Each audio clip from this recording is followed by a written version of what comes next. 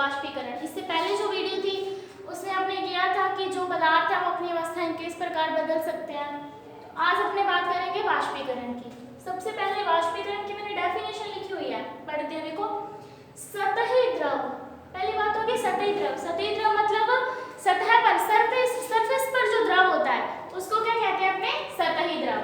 तो ये जो प्रक्रिया है ना, सिंपल पता चल रहा है कि सरफेस से रिलेटेड है, सतह से रिलेटेड प्रक्रिया है। उसके बाद सतही द्रव, पदार्थों के कण जो होते हैं ना, सतही द्रव पर पदार्थों के कण, हाँ लिख लो, क्या गलती होगी, सतही द्रव पर, ठीक है। जो पदार्थों के कण होते हैं ना, वो क्या क्वथनांक से नीचे किसी भी तापमान पर जब वाष्प में बदलने लगते हैं तो यह प्रक्रिया क्या कहलाती है, वाष्पीकरण। देखो, जो है ना द्रव पदार्थों की बात की गई यहाँ पे, द्रव पदार्थ जैसे कि हो गया जल ले लेते हैं। जल जो है ना, किसी भी कम तापमान पर, कम तापमान किससे कम, क्वथनांक से कम किसी भी तापमान पर जब वो वाष्प में परिवर्तित होता है तो वो क्या कहलाती है प्रक्रिया, वाष्पीकरण। तो यहाँ एक शब्द आया है क्वथनांक। तो सबसे पहले बात करते हैं क्वथनांक की कि ये क्या होता क्या है। क्वथनांक, देखो क्वथनांक जो है ना, इसको इंग्लिश में याद करो। इंग्लिश में क्या बोलते हैं इसको, बॉइलिंग पॉइंट। क्या बोलते हैं इसको, बॉइलिंग पॉइंट बोलते हैं। मतलब ऐसा बिंदु जहां पर जो द्रव पदार्थ है क्या कर दे, उबलना शुरू कर दे। द्रव पदार्थ उबलना शुरू कर दे तो वो क्या कहलाता है आपका, क्वथनांक, या उस जो द्रव पदार्थ है उसका बॉइलिंग पॉइंट कहलाता है। ठीक है, ये तो सब हो गया कि क्वथनांक क्या होता है, आपने परिभाषा कर ली। अब एक एग्जांपल देखो, अपने क्या कर रहे हैं, देखो अपने ना कुछ मतलब पानी अपने सतह ले, एक मिनट,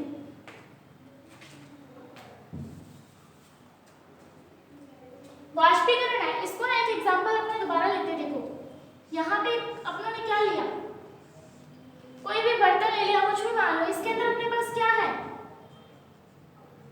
जल है। इसको अपनों ने क्या दिया, तापमान, इसका तापमान बढ़ाया है, लेकिन कितना रखा है, कम रखा है। किससे, बॉइलिंग पॉइंट से तापमान कम रखा है। देखो, क्वथनांक से नीचे किसी भी तापमान पर, तो अपने क्या करेंगे, इसका तापमान कम रखेंगे, कम तापमान। ठीक है, कम तापमान पर क्या होगा, ये जो द्रव है क्या हो जाएगा, वाष्पीकरण इसका होने लग जाएगा। तो क्या आएगा, ये गैस में चेंज हो जाएगा, वाष्प में। ये देखो, तो ये किसमें चेंज हो गया, गैसीय अवस्था आ गई, इसकी गैसीय स्टेट आ गई। ठीक है, तो बीच में अपनों ने ये प्रक्रिया पूरी जो है इसको क्या कहलाते हैं अपने, ये जो पूरी की पूरी प्रक्रिया है ये अपनी कहलाएगी वाष्पीकरण।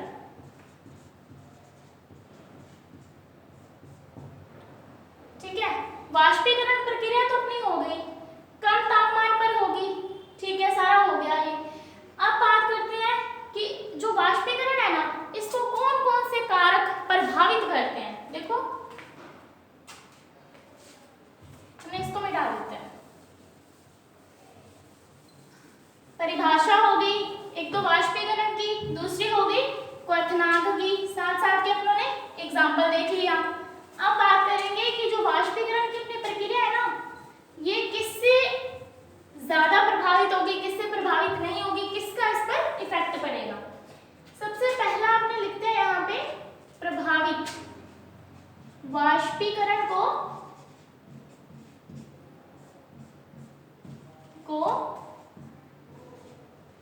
प्रभावित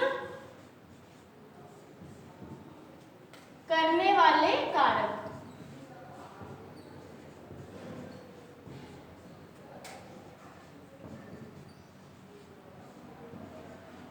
देखो, वाष्पीकरण को कौन कौन प्रभावित करता है, सबसे पहले जो इसको प्रभावित करेगा, सतह का क्षेत्रफल।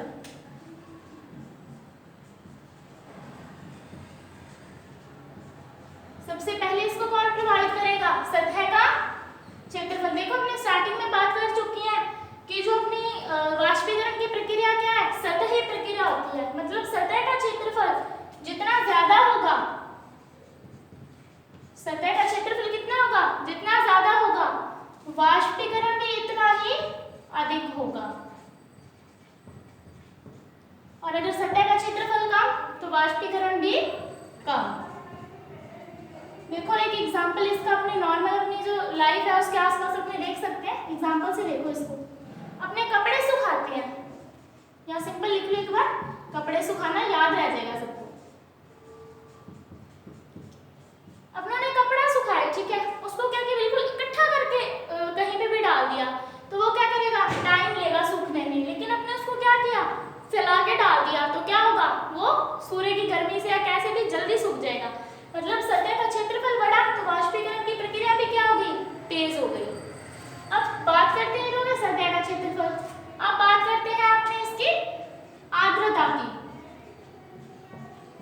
आर्द्रता, सबसे पहले शब्द क्या है, आर्द्रता। आर्द्रता देखो क्या होती है, वायु में जल वाष्प की मात्रा।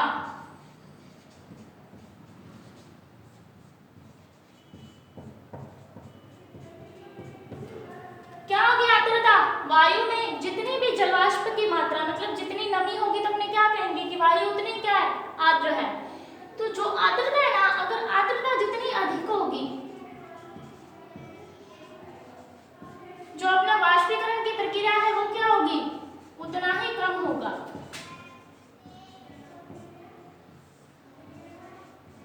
वाष्पीकरण क्या हो जाएगा, कम हो जाएगा।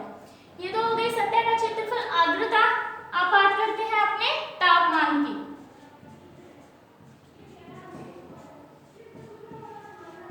अपने पास जो तापमान है ना, देखो तापमान सिंपल सा लो, कोई भी अपने पानी है उसको आप उबालने के लिए रख दो, ठीक है, नीचे उसका टेम्परेचर बढ़ाते जाओगे तो क्या होगा, पानी जो है बहुत अधिक शीघ्रता से क्या हो जाएगा, वाष्प बन जाएगा। किस कौन सी प्रक्रिया होगी, वाष्पीकरण की होगी।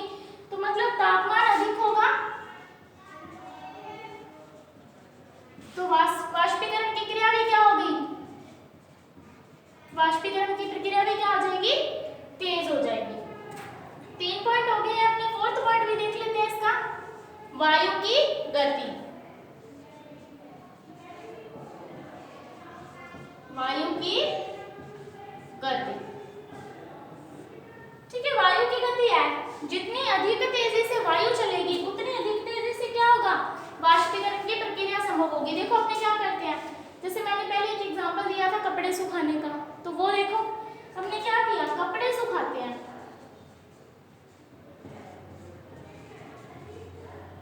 कपड़े सुखाना,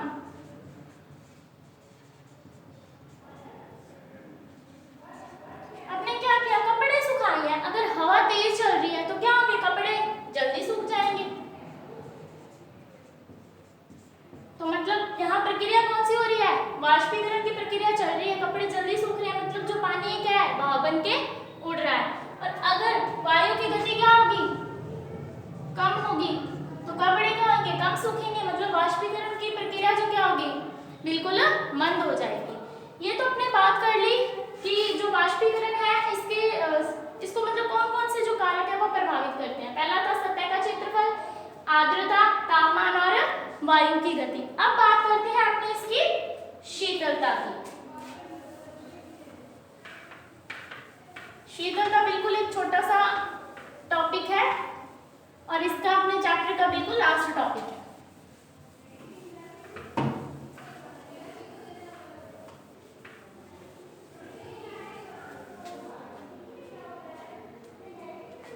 अब बात करते हैं अपने शीतलता की। शीतलता मीन्स क्या हो गया, कूलिंग से ले लो या कैसे भी ले लो कि वाष्पीकरण जो है वो अपने मतलब शीतलता कैसे वो प्रदान करता है। देखो सबसे पहले मैंने बात करी थी कि जो वाष्पीकरण क्या है, एक सतही प्रक्रिया है। तो अब सिंपल सी बात करते हैं, शीतलता जो अपने सतह की बूंदें होती है ना, मतलब अपने पास सतह है, सतह पे कितनी भी बूंदें हैं, सतह पर द्रव की बूंदें, सतह पर अपने पास क्या है, द्रव की बूंदें हैं। ये क्या करती है, द्रव की बूंदें जो अपने आसपास जो अपना क्षेत्रफल है ना, मतलब जो अपना सरफेस एरिया है अपने आसपास के क्षेत्र से, आसपास के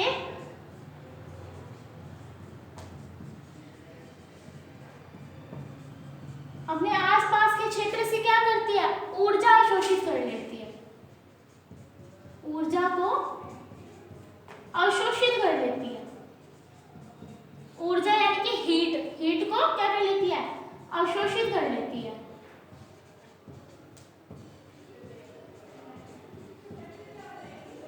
देखो अपने जैसे आसपास क्या है, गर्मी बहुत है, जो पानी की बूंदें क्या है, उस गर्मी को, उस हीट को क्या करेंगी, उस ऊर्जा को अवशोषित कर लेंगी। जैसे ही वो उस ऊर्जा को अवशोषित करेंगी तो क्या हो जाएगी, अपने आसपास शीतलता, ठंडापन हो जाएगा ना, तो क्या हो गया अपने आसपास शीतलता। तो ये पूरा देख लो कि कैसे जो है वाष्पीकरण है शीतलता के लिए भी उत्तरदायी होता है। इसको एक एग्जांपल से देख सकते हो, जैसे अपने गर्मियों के अंदर सूती कपड़े पहनते हैं, गर्मियों में सूती कपड़े पहनना, ठीक है, गर्मियों में सूती कपड़े पहनना। तो गर्मियों में सूती कपड़े क्यों पहनते हैं, क्योंकि वो एक वाष्पीकरण की प्रक्रिया के दौरान अपने को क्या करते हैं, शीतलता प्रदान करते हैं। तो ये था अपना लास्ट टॉपिक, इसी के साथ अपना लेसन फर्स्ट जो है वो क्लोज होता है।